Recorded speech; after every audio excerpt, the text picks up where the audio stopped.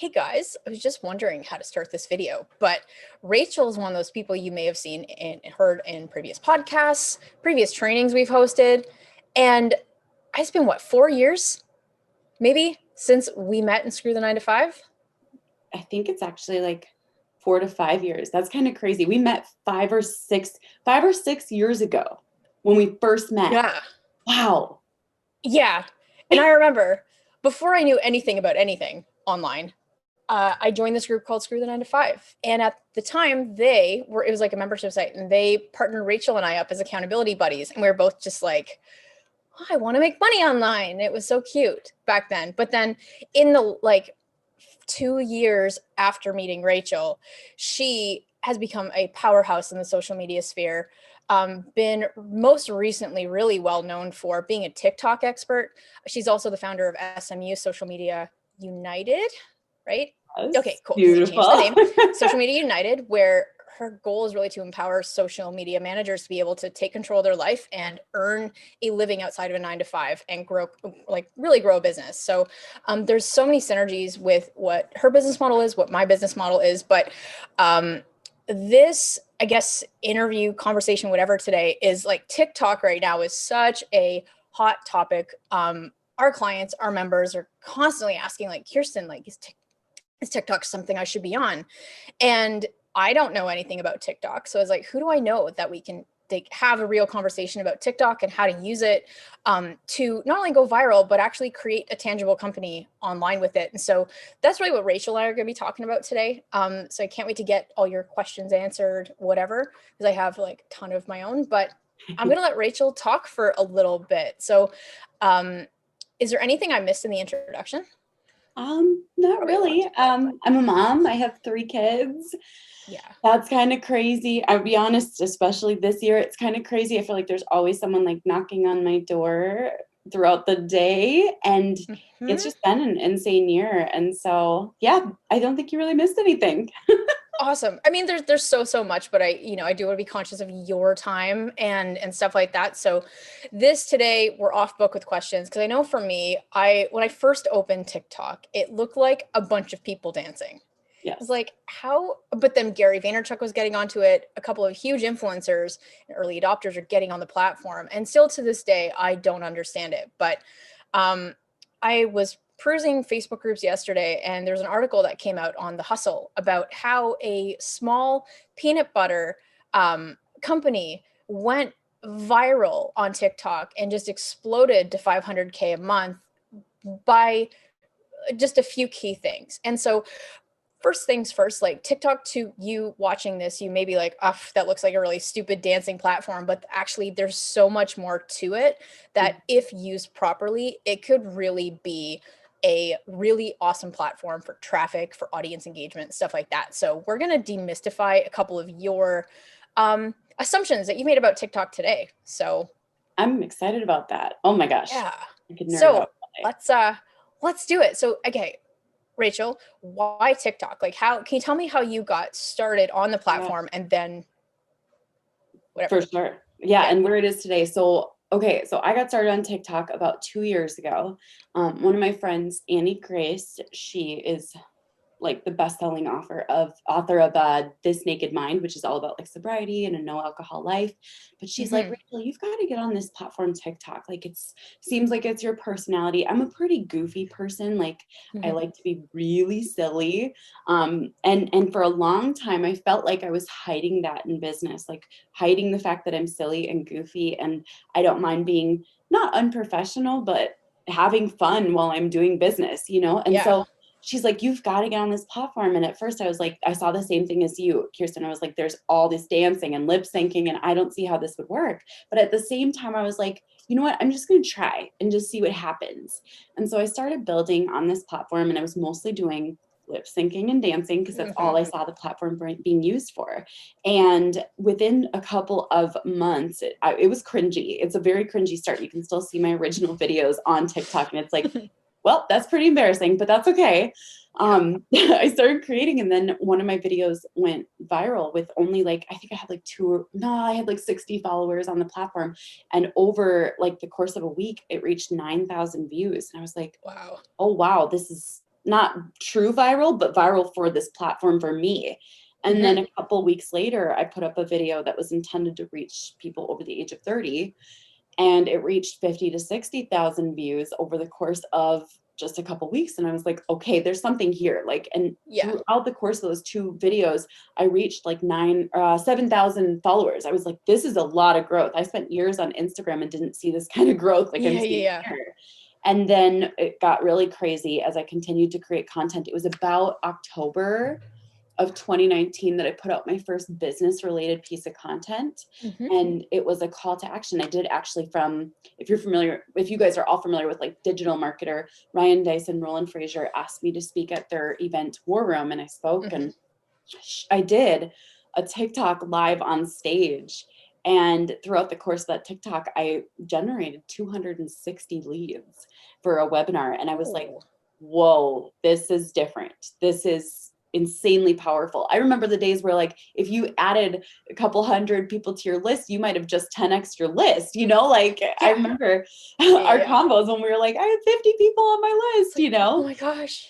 Yeah. So I remember that. Yeah. So I was like, this is pretty good considering I haven't figured out this platform.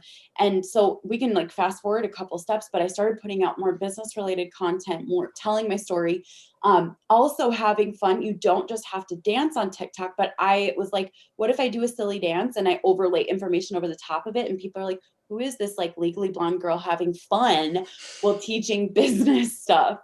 And today, I think I have 640,000 TikTok followers. I reached 300,000 to 3 million views per day. And we have generated multiple 6 figures over the last year directly from TikTok. That's nuts. It's insane. And like now, I know this is like, we're talking about e-commerce stuff in a second, but when you look at the kind of layout of the kinds of businesses you help, like, is it mostly coaches and consultants getting them on, like people like me to get them on TikTok, or is it mostly brands to use TikTok? Oh my gosh, all of the above, which is really interesting. I will say that there is a barrier to brands and products getting on TikTok, but here's the good news. The barrier is all mental. So brands and products, they have this like, oh, I can't do it because that's a dancing platform, or, oh, I can't do it because it's a lip syncing platform, or I have to show my face. And those are all common misconceptions for products. They're like, I don't see how I could make this happen. But we've really tapped into, and I'm going to share like a whole bunch of gold, and I hope it's cool, and just cut me off if we're out of time. There are 4 E's that you can follow for building on TikTok. And I'm obsessed with these 4 E's. You can tap into one, you can tap into all of them. Those 4 E's are, and I've sworn by these for years, and they're very, very powerful. Number 1, we have education. So if you have a product, you built that product for a reason, right? Obviously, you knew that you could do something better, or you're solving a problem in the world. Why not share that evolution? Have you ever tried X, Y, and Z peanut butter, but it always sticks to the roof of your mouth? Yeah, I get the feeling. And you know what? That's what I used to feel like too. So I created my own peanut butter that doesn't stick to the roof of your mouth. Like, there's an opportunity to share education through sharing your products and why they change the world. The second E is entertainment. And now this one's a little challenging for some people, but I will say that if you've spent any amount of time on TikTok, it's a very entertaining platform. And one of the things I want to challenge every person who's listening here to start doing is, as you go through TikTok and you watch videos, say, what could I do to that trend or that dance or that twist to make it about my products? How could I take this and make it work? And so you can make it humorous, you can make it comedic, you can do a little dance and once again, overlay some value over the top of that. But entertainment's powerful, but you don't have to do it. So there's good news. Number 3 is engagement. Oh my gosh, people love answering things that relate to them. They love it. Every single person loves to share, here's my experience, here's what I saw. Yes, I totally had this happen. So you can ask people questions. Like today, I just did a TikTok that's all about this silly basil plant that I'm learning about how I have to prune it and pot it and turn it into a bush instead of, it's just this crazy thing. But I was like, have you ever had like an irrational response to an inanimate object or an object that wasn't a human? And people are already like sharing their experiences. Yes, my stuffed animal. Yes, the teapot my grandma left. And like, there's all of these stories because people want to be engaged with. And then the fourth E is, and this is challenging, but I guarantee you every single person can tap into this, is emotion. What is the feel good behind your brand? What are the stories of the people that you've impacted their lives? And sometimes people will say, oh, but my product isn't life-changing. Oh, but it is. For someone, it was life-changing. I think about, you know, there are so many brands I'm loyal to. I'm super crazy, insanely grateful and loyal to brands. It's really funny. Like if I find a candle that I love, it's not just a candle that I happen to be burning in my house. This candle reminds me of Christmas time, and it makes my house smell so good, even if my house is crazy and chaotic and kids leave messes everywhere. But I burn this candle and it just feels like if nothing else is going right, my house smells good. So there is emotion behind every single product. Those are the 4 E's that brands and products can tap into. I love it. And I find that when people first get started, it's like this information has to be pulled out of them because they're like, look, I designed this product because it's functional and I wanted a bigger screen. But that's some people, that's all they see their product as. It's just like it's function versus evoking an emotional response and pulling that information out. And I find that when you go through the 4 E's, like, is that partially how you start to build a content plan or get some generating ideas for what kind of content people can start putting out on TikTok that connect with the wider audience? For sure. There are different aspects to that. I feel like the 4 E's is naturally ingrained into everything that I do. I like to add that variety. I will tell you that if you have a product that functionally just makes sense and you're like, I can't see any emotion behind it, there's one of 2 options that are really helpful. Number 1, start reading the emails, like have your customer support team, or if you're customer support too, start reading the emails where the people say like, thank you so much. This just makes sense. This changed my life. And those do come in over time. And if you don't have those and you're not a super emotional person, or there's not an emotional story behind your brand, you can dive really deep into education and comparison. This versus this, why I created this, how this just makes sense, why this will change your life. And you can start to dive into why the function is so important. So you don't have to lean into emotion. It's one of my favorites. It's one of the most challenging to lean into, but education alone is a huge part of what you can do. I don't cognitively choose though the 4 E's. They're just a natural part of the content I create. I'm always like, what's the purpose of this content? Yeah, but what I find too as a course creator is these things naturally come to you. So you don't think twice about it, but then you have to distill the how behind things and then be able to teach it in a way that when people don't naturally just, you know, you could look at a product and have like 50 post ideas, like straight away. But a beginner who doesn't have a marketing brain may need a bit of extra structure around really training their brain to start to see that way, right? Yes. So that's why I really love that you've broken down the 3 E's, because someone can take that and say, okay, well, how can I educate? All right, let's start to look at that and take it one step at a time, right? Absolutely. Oh my gosh. Yeah.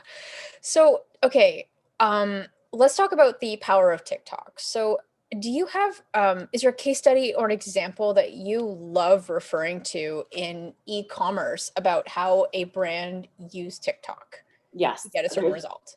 Yeah, there are tons. So it's hard to even just pick one.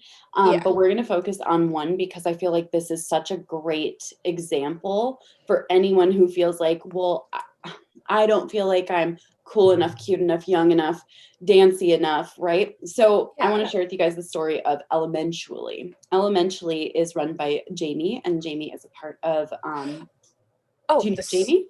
The soap. Like our Jamie? No, different Jamie. Okay. Different Jamie. Okay. Totally different Jamie. So Jamie is, she is a content creator who made the decision to never show her face. And this is why this amazes me. 5 months ago, Jamie decided to start on TikTok, and I was working directly with her, which is awesome. And she started creating on TikTok, and within 5 months, from 0, she grew to over 1 million followers on TikTok. Wow. But more importantly than that, she started a brand new business, and I'm pretty sure it's just reselling her private label, but yet she is selling over 5 figures worth of products from her TikTok directly every single month without ever showing her face. Wow. Right? It kind of blows through all the excuses because you think you have to show your face to connect with a customer. Yeah. And that's one thing I've been studying lately. Yeah. As we've been diving deep into like e-commerce strategies again, which I like to, go into different niches and focus, e-commerce strategies for TikTok. I'm studying all of these viral videos for products, and most of them don't actually ever show a person's face. It's about the story of the products and the stories of the users and the story of its function. Love it. So take me back as if I'm a beginner and I want to get started on TikTok as an e-commerce brand. Where do I start? Okay. So I've made the account. I'm ready to go. Okay, beautiful. So you have an account. I have an account. Yes. Yes. The first thing I recommend is to spend a little bit of time going through your For You page. But this is really important. If you don't like a video, swipe past it, swipe up. Because if you spend your time watching certain types of videos, TikTok is incredibly intelligent. Their AI is next level. Their algorithm is insanely customized. So every single person has a different For You page experience drastically. And so what you need to do is swipe past content that you don't like so that you can like and comment on the content you do like so that you see more of that content. So I recommend content from either physical products or brands. Like Netflix is a great example. Chipotle, they're crushing it. Pure Wow is an account that just features a lot of e-commerce products. You can follow me on this platform, follow Shalene Johnson, follow people who attract a slightly older or a rather buyer audience. And there you can start to get some inspiration. The very first thing I recommend is to not create, as crazy as it sounds. Instead, focus on analyzing trends and patterns. Okay. So when you say follow you, Shalene Johnson, Chipotle, is that, stupid question, but on your For You page, is that more the videos that TikTok is going to cater to you because it thinks that's what you want to see, right? It doesn't mean you're going to tap into those audiences by it being associated on your For You page. Well, so there's something interesting because there is a correlation. It hasn't ever fully been revealed by TikTok, but the content that you engage with and the people that you follow, there's kind of a little bit of a natural assumption that their audiences may have interest in what you put out there as well. So you do want to intentionally engage with people like you or people who have a similar audience to what you want to attract. So step one is start to pay attention to brands, what other people are doing. Is that to learn what is working and what catches your attention to model that almost? Or? I will say, so, I've never moved to another country, but I've spent time in a lot of other countries, and India was one of the biggest culture shocks I've ever had in my entire life. It's just very different. We were up in the mountains of Mussoorie, so very different. Northern India is a very different experience from the United States, to put it very lightly, in a pretty little package. Yeah. TikTok is very different. The culture of TikTok is so different.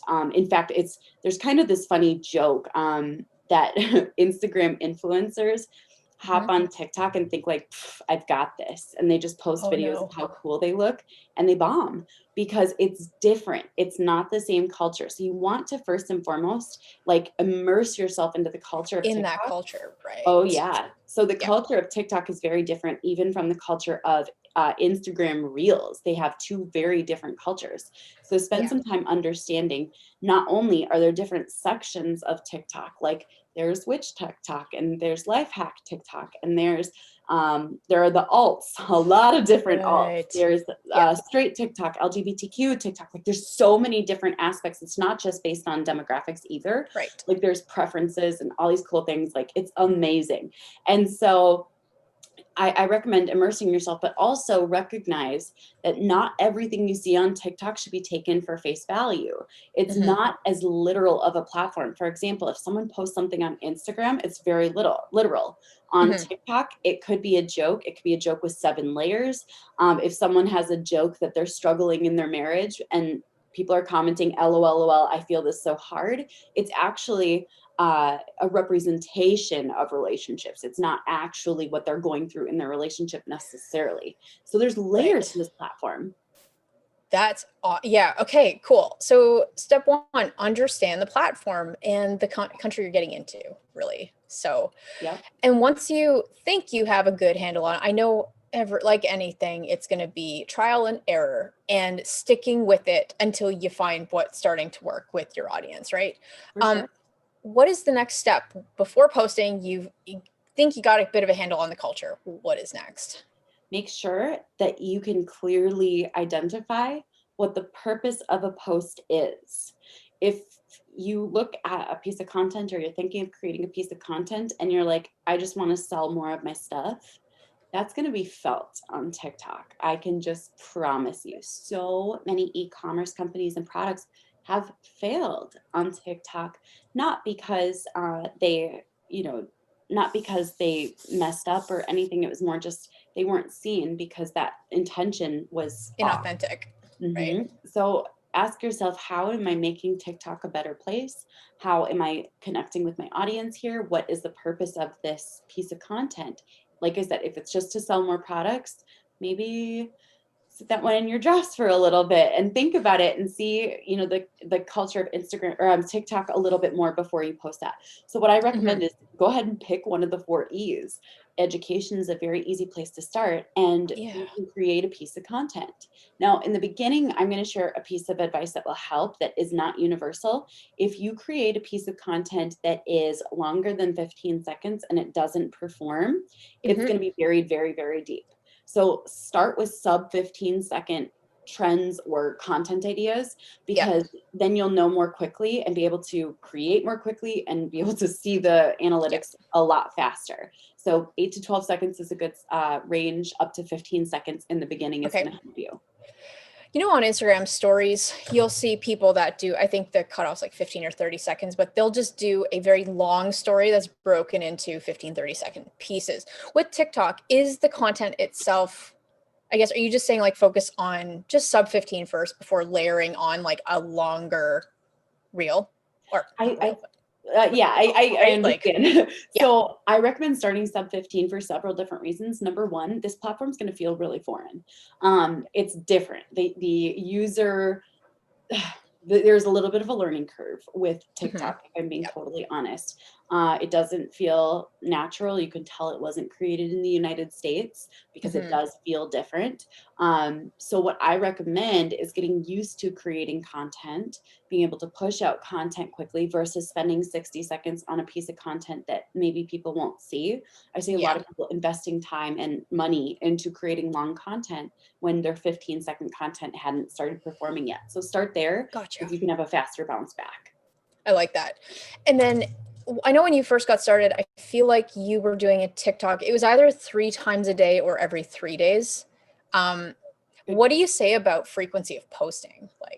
Oh, this is huge. And I could talk for hours about this, but consistency is more important than frequency. So I recommend really starting with maybe 1 a day. You can even have success with 3 to 5 a week. But I personally post anywhere from 3 to 11 per day because I want to go a little faster than most people go, if that makes sense at this point. I grew by 15,000 followers 2 days ago. And so I'm ramping up my speed intentionally by creating more content. Yes, that means some of the content will fail, but it also means some of it is going to go mega viral. If the content fails, do you pull it down or leave it up? Leave it up, because there is one amazing added benefit of TikTok that is similar to YouTube. It is also similar to, let's say, LinkedIn. it's interesting. So there's this thing called delayed explosion on TikTok. Basically, any TikTok can perform for days, weeks, months, or even years. And so some of my early content, like it's actually, I have some really good early content that didn't perform. Yeah. And it was because I didn't know a lot of things still. So I maybe if I posted it again today, it could probably perform really well. And so one of the things that is amazing is some of that content is starting to go viral now.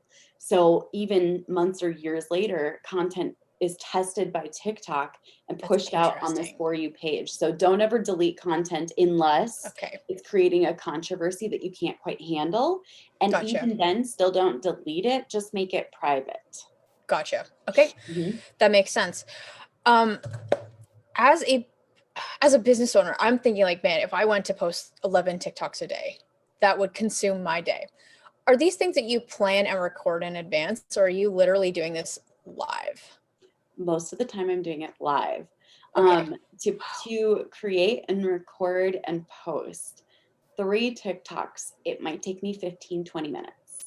But that 15 to 20 minutes could lead to millions of views, which is always a crazy cool upside. So if I were to create 11 pieces of content or 11 TikToks in a day, it might take me an hour or two. I'm pretty efficient with it, if that makes sense. I did try once to create 50 TikToks in a day as an experiment, and that took me 4 hours and 19 minutes, and it wasn't necessarily worth it. Right. But you know what I'm hearing as you're talking is that just spending those 2 hours, it may seem like a waste of time to someone else, but that is, as a business owner, one of the key activities that you need to be doing, because you get millions of followers, millions of views. And what that means is that translates to awareness, to brand building, to sales, right? So that's another thing, is that like, I think in my early days, my opinion of social media, when this is years ago, my opinion of social media was like a waste of time, because I didn't directly see the correlation between that as a key marketing tool to grow a company, right? So now when you look at social media, being intentional about it and growing a platform like TikTok is about long-term engagement, strategy, sales. So being able to prioritize that in your day is super important. Absolutely. And one of the things, so at first it was my priority. It was not my team's priority or Paul's priority. They were all like, hey, don't waste any of your time on TikTok during the workday. Like, can you just do it after the workday? And I was like, sure, I can do that. And now they're like, don't forget to do your TikToks, because every single week we're closing big deals directly from TikTok. You know, just a month ago, no, just a couple of weeks ago, we closed a 6-figure consulting contract that was interested in working with us because of TikTok. So there are some really fascinating things behind the scenes about it, but it's now a non-negotiable. If I were to build from the ground up again, I'm active on every social media platform because it is my expertise and I have to. That's what you do.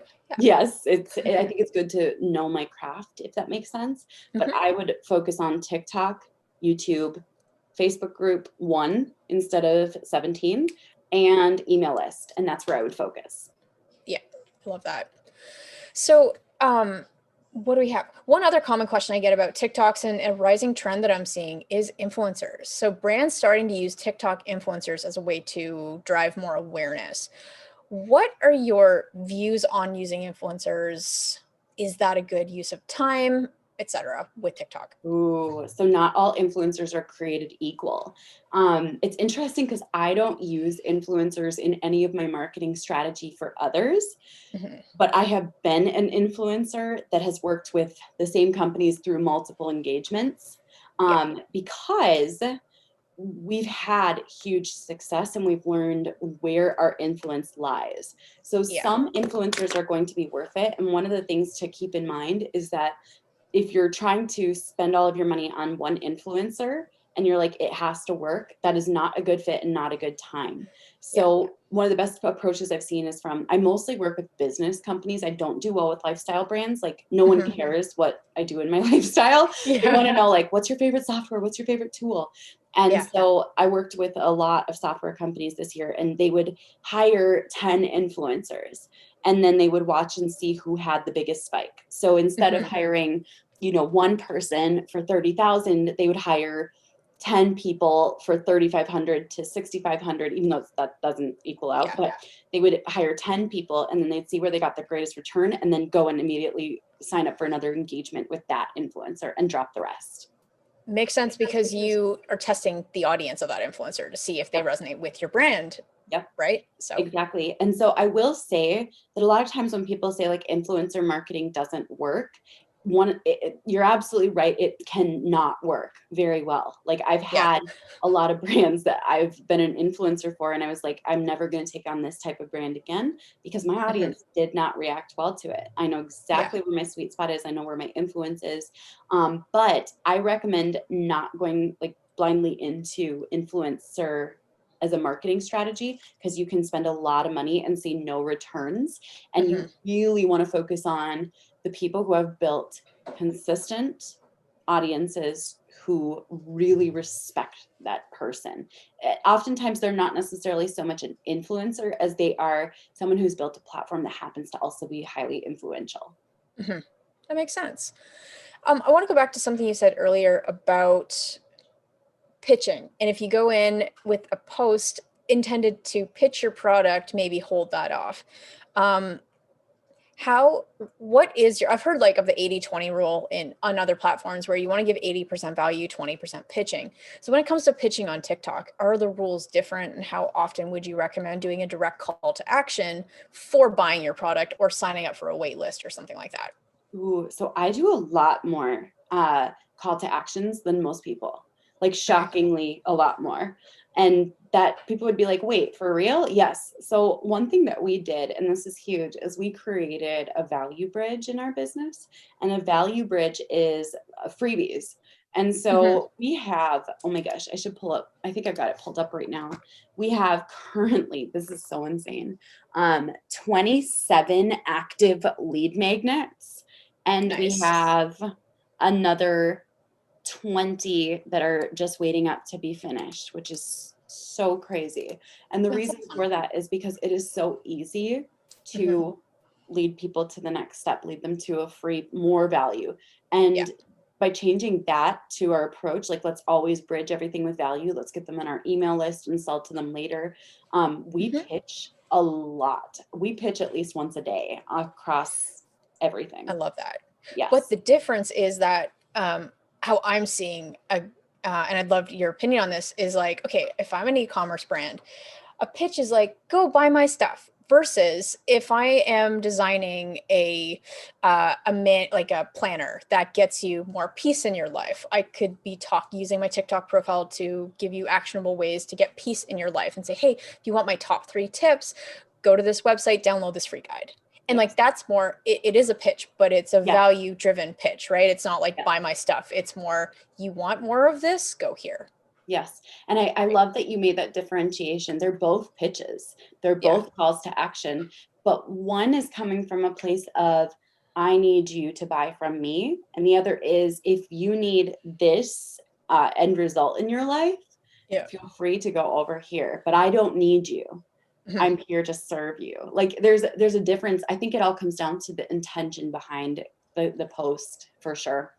100%. So in the case that you're coming out from a place of helping the person and giving them resources that you can pitch all day long about, versus, hey, 20% off today only, go here, right? Like it's different.